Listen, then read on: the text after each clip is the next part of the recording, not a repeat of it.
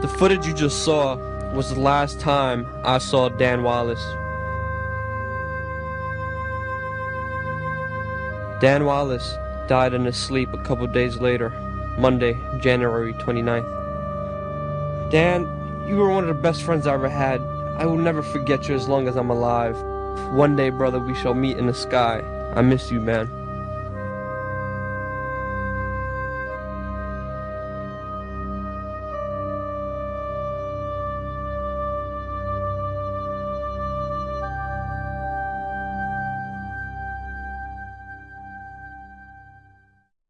Others. I was to be informed by my military assistant.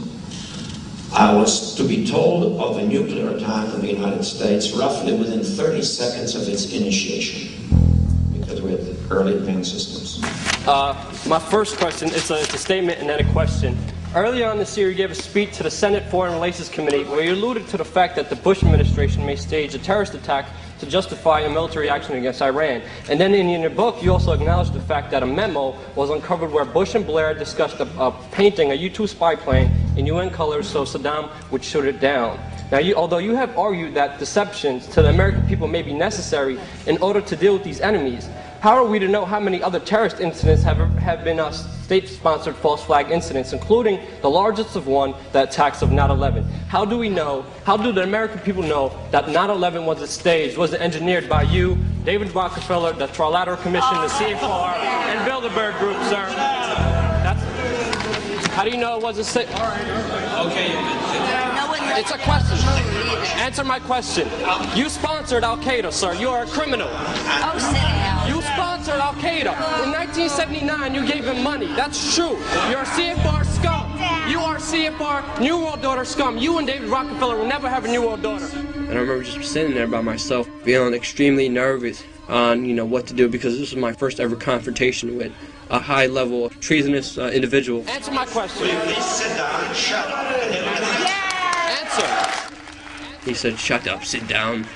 So I just sat down and he answered my question, even though it was a horrible answer. You're not allowed to use a camera. I'm pressed. As he's answering my question, you have this one pencil neck guy, moderator, coming up to me and saying, you need to get out of here.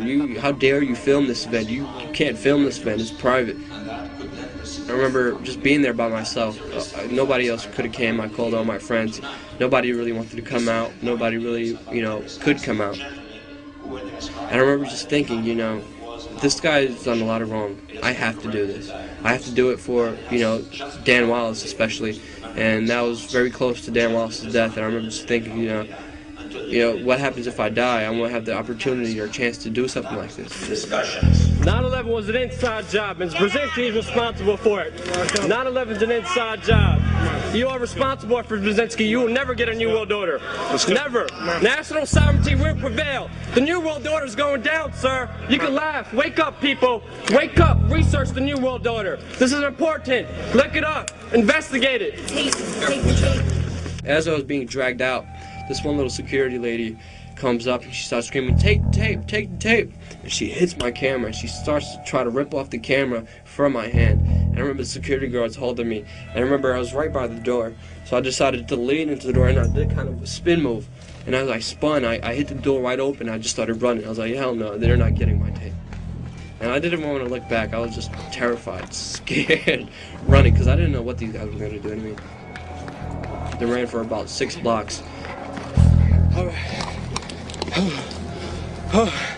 You just saw Secret Service run after me to try to take my tape outside this camcorder. I ran outside the building.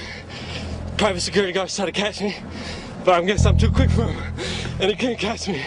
So I hope you guys enjoy the footage. And yeah, Brzezinski, you got yours. It was a huge victory getting that tape out, getting that information out, getting that reaction out, getting that confrontation out, getting that video out, and it getting hundreds of thousands of hits on YouTube and the whole internet. And it was just a great event knowing that I could affect and tell truth to power.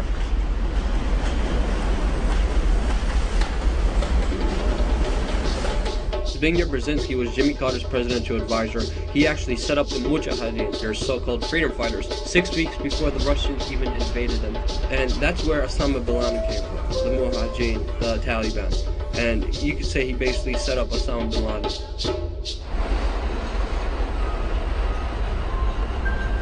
So the towers would have dominated the skyline right around there, right around where you see that gap in between those buildings, between the new Building 7 and the Millennium Hotel, right? It would have dominated the skyline. You would have seen those two towers twice as tall as any of these buildings that you see down here. It's missing two of the places where the most successful people in our society got together, used to work every day, where my uncle used to work every day. He was early to work every day, this man. I used to see him in those towers. We used to eat together, windows on the world, and he's not with us, and those towers aren't with us, and so many other people aren't with us, and we're still looking for justice for those deaths, for those murders. And to be here right now, to be around people that are also helping to pursue justice is absolutely amazing. It actually allows for me to deal with that loss better. It allows for the family to deal with the loss a lot more, because here we have an organization that's changing the world, and I'm so thankful, I'm so grateful that we're here, and that we will be bringing justice for those that have died.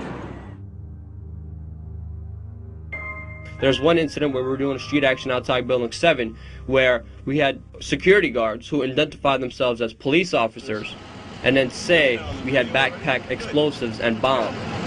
Let me smile for you. Let me get locked up. Enjoy what moments you have left, not handcuffs. Came down, he said it was illegal, and we said, And he said we were going to get arrested, but we won't. I mean, I know my rights. Right now the Port Authority's on their way. I know. And they want me to stall you guys so y'all can stay here and they can come.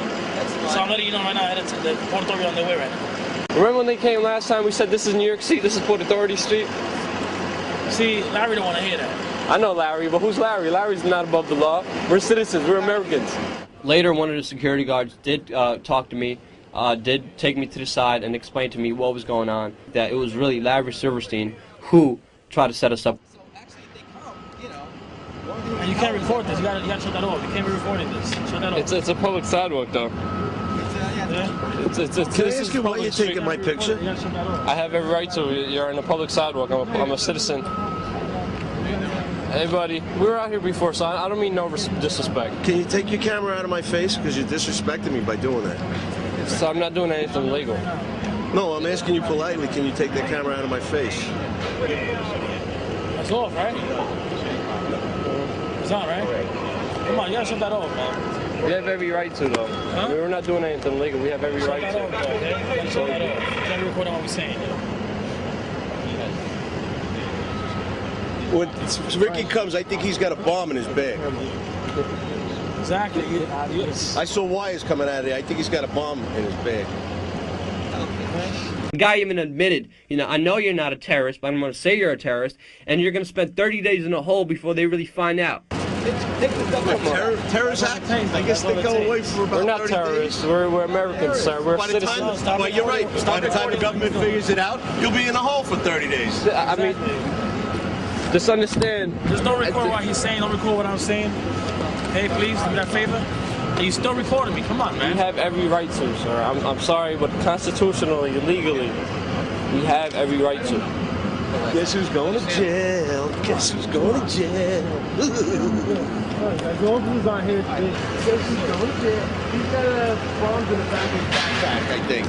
How you gonna say that, sir? That's slander. I saw wires coming out of it. I don't know what you have in there. You're trying to say I don't know. You look like a terrorist may look like. I don't know what a terrorist looks like. Sir, that's very disrespectful. I don't know what a terrorist looks like. You may be a terrorist for all I know. How you gonna say that? Because We're not you doing have wires anything coming illegal. out of the backpack. I'm not a terrorist, sir. You made threats, so now I'm concerned. Nobody made a threat.